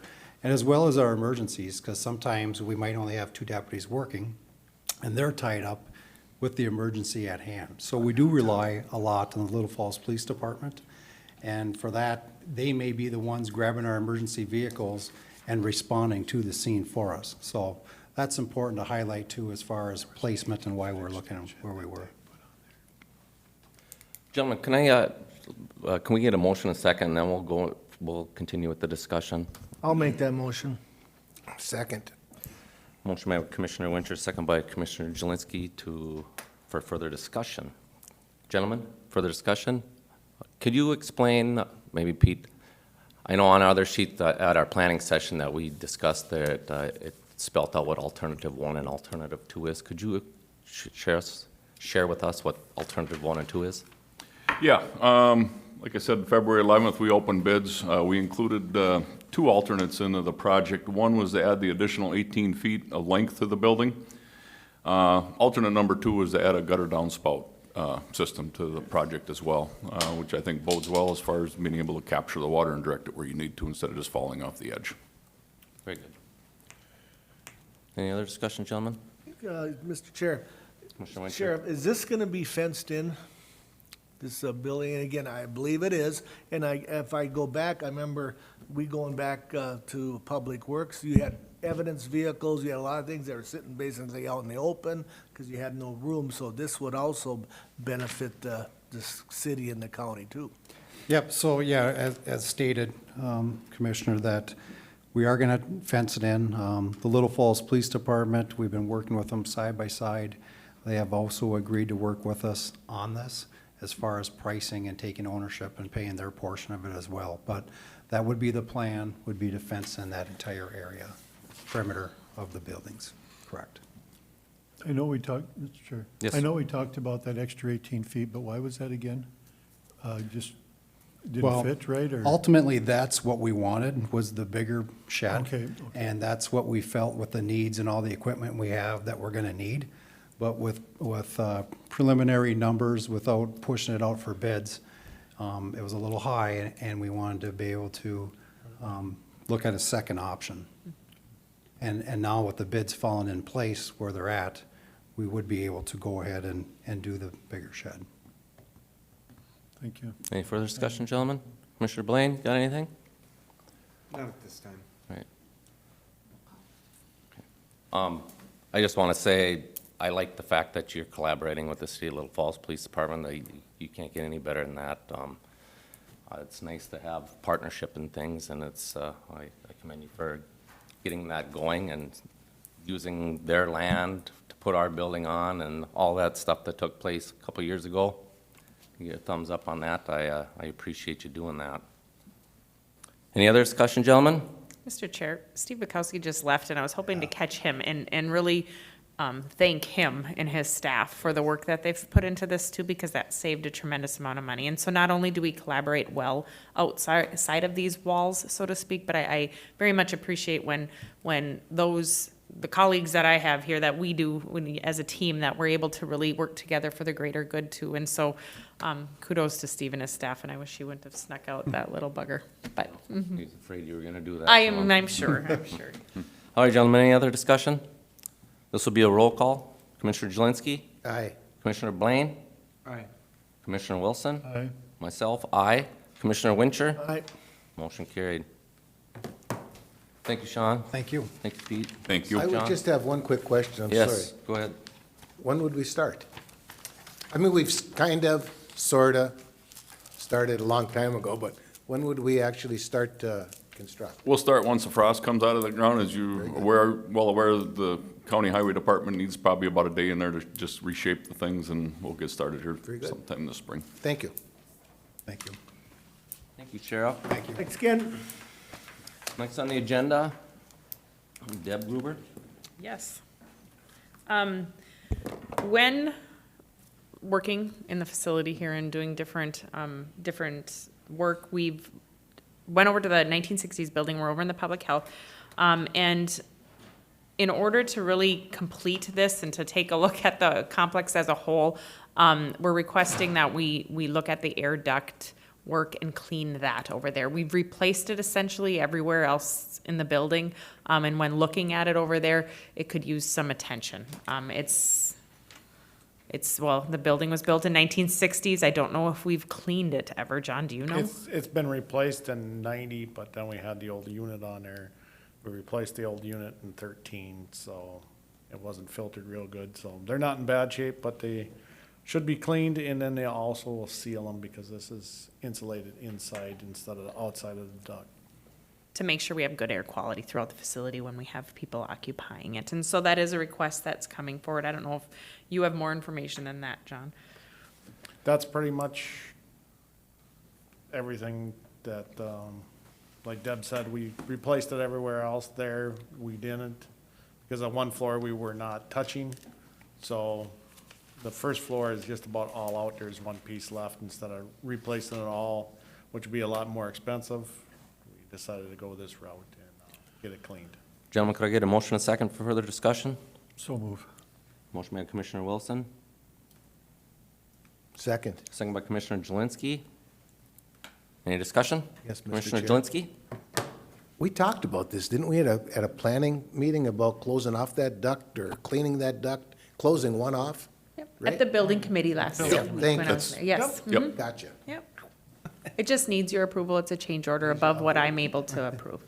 And it's an opportune time because you're taking the tiles down and you're replacing registers, and it's an optimum time to do it.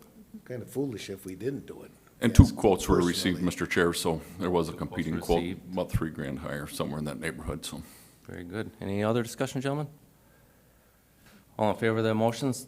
Roll call. This is a roll call. Commissioner Blaine? Aye. Commissioner Wilson? Commissioner Lemire? Aye. Commissioner Wincher? Aye. And Commissioner Jelinski? Aye. Motion carried. Thank you, John. Thank you, Pete. Next up, construction update.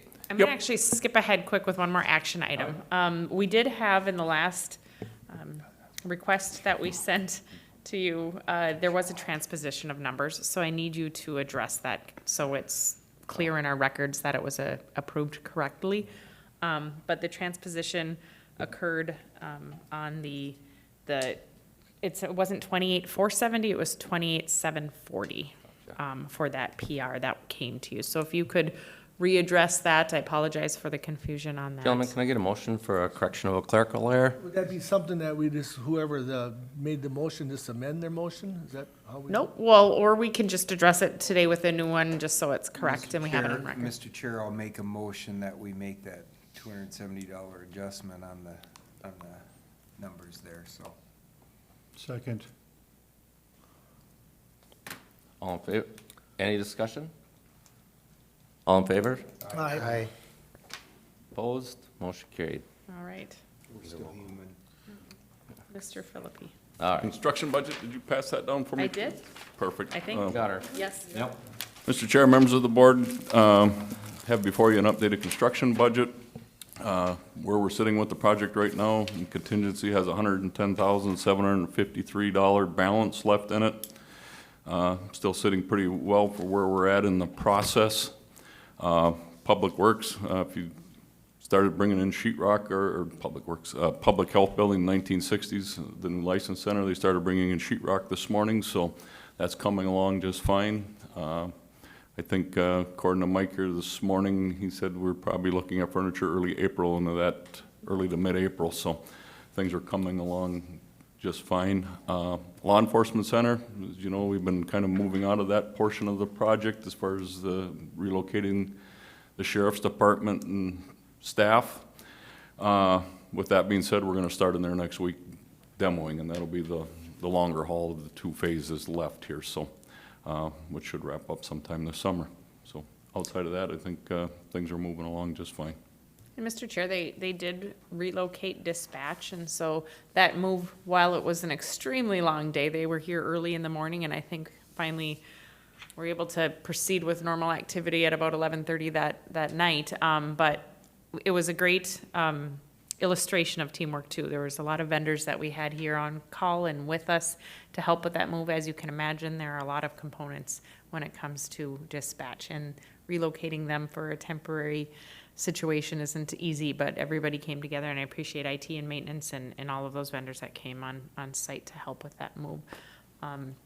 And front office, office support staff is up in that window. Again, we've been, I think, really quite lucky in this remodel, as much work as it's been to have the swing space available that we do have. That's been nice to have that opportunity in the building instead of putting people elsewhere, and so that's good.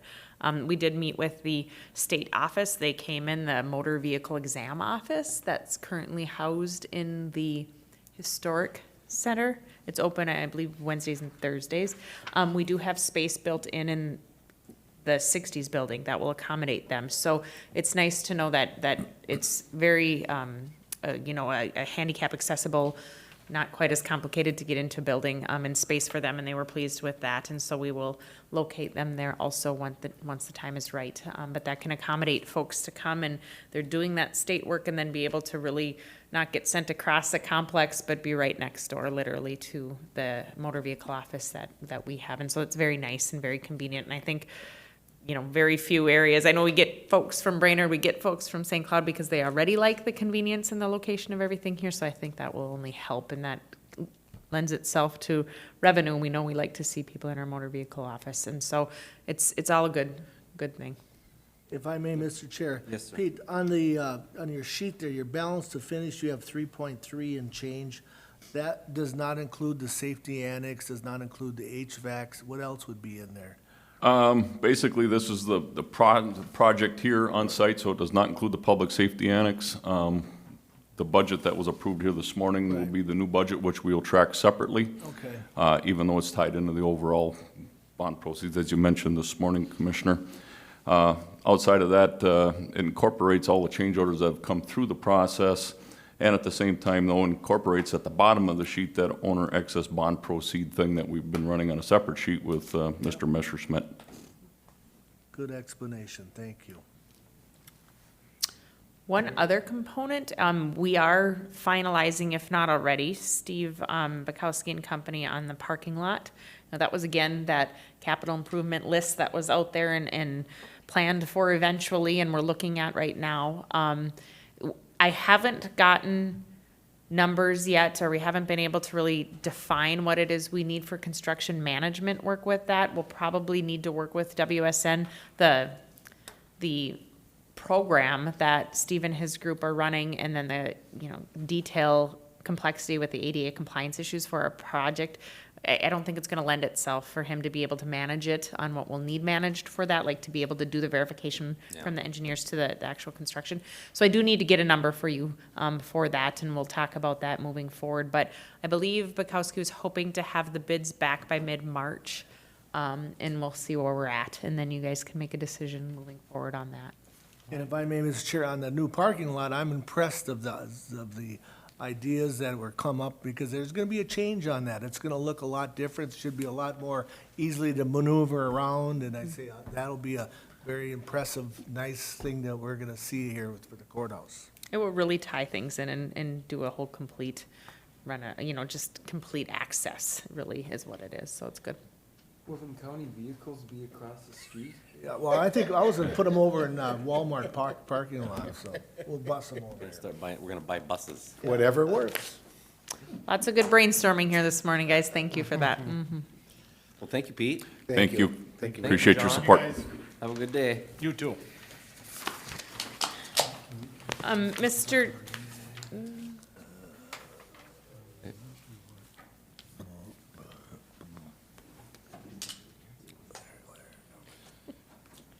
I don't know what you want to talk about. Well, you tell me.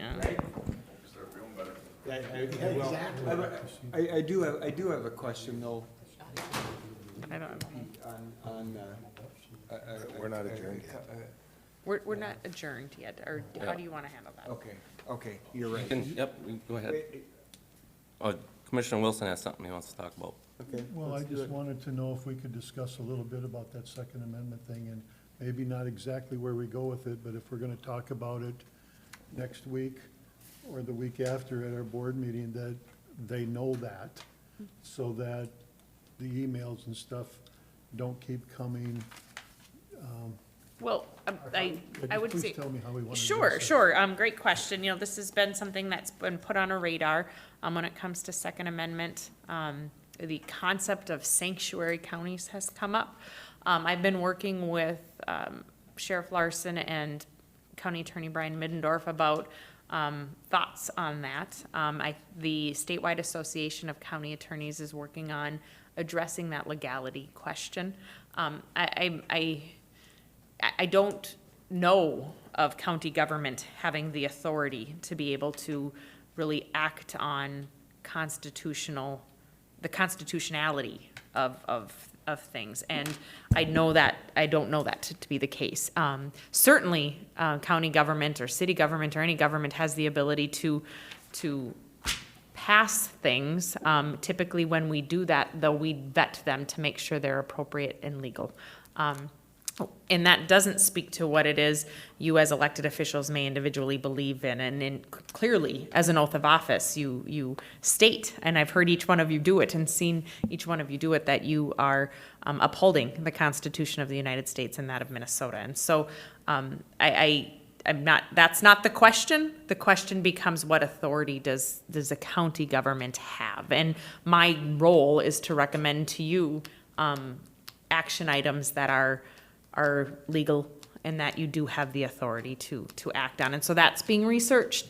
And once we can kind of have a better discussion of that is when we'll come back to you. And it's being talked about and asked. And so I'm hoping soon. Does that make sense? It does. Is there any problem? You know, where I get confused is when people ask me as a commissioner what my thought is. I don't know if they're asking me as a commissioner to tell them what I think everybody in my district wants to know, or if they're asking me personally, you know, what do I think? Because me personally, I support the Second Amendment.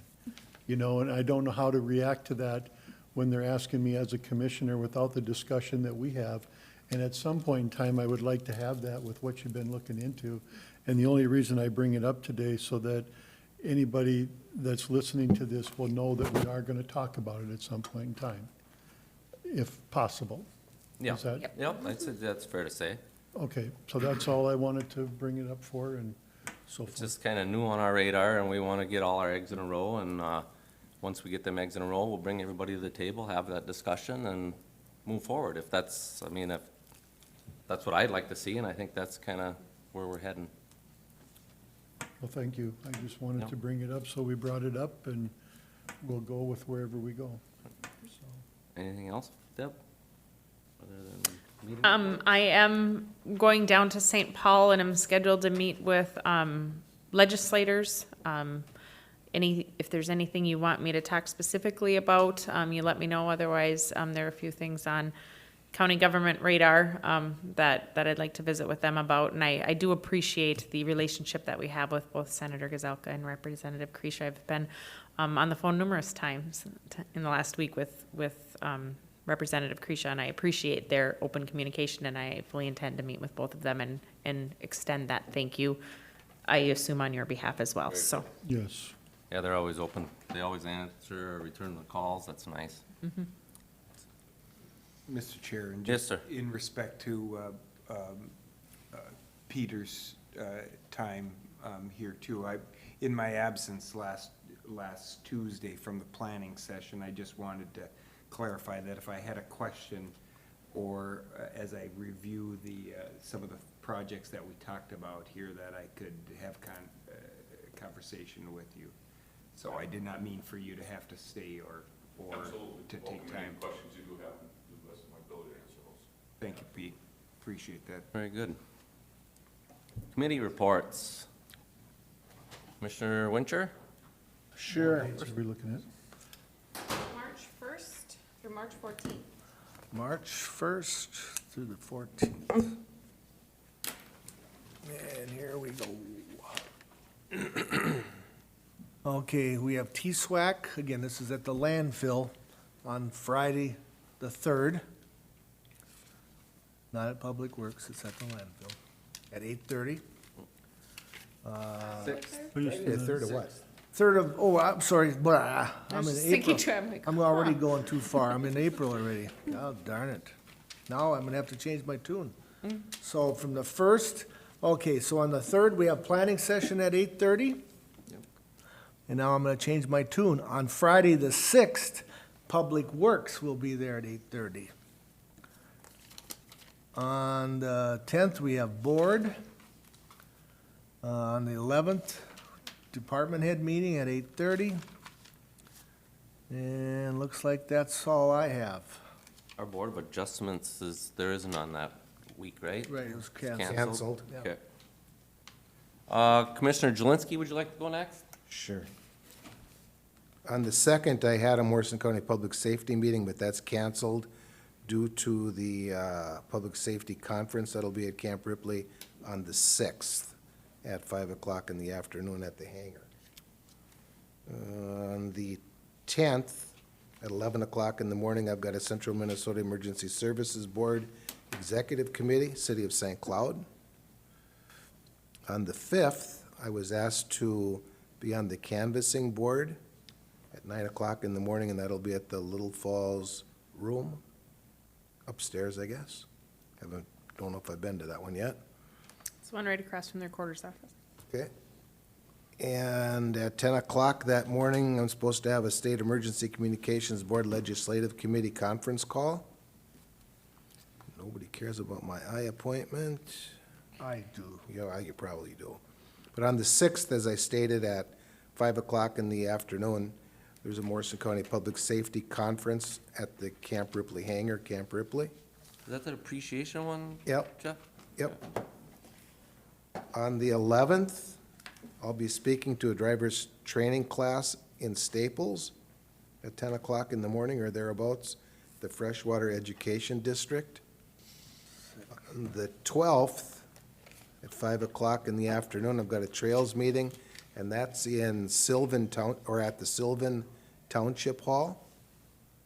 I think that's in Cass County, if I'm not mistaken. It's just outside of Pillager. On the 13th, 10 o'clock in the morning, there's an armor rack meeting at the fire hall in Alexandria. Mr. Chair, I believe that's all I have. Thank you, Commissioner Jelinski. Commissioner Blaine? On March 8th, daylight savings time begins, and we can mess around outside longer. All right. Thank you. Other than that, I don't have anything. Commissioner Wilson? I don't have anything else. I only have March 9th, Yellow Ribbon, 5:30.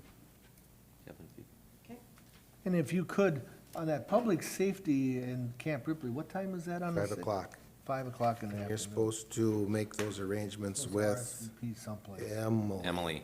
Emily Loomis. That's an awards banquet like for, Yep. for who?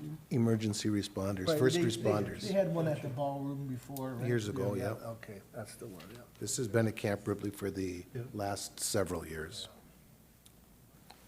All right, gentlemen. Being no further business, can I get a motion and a second for adjournment?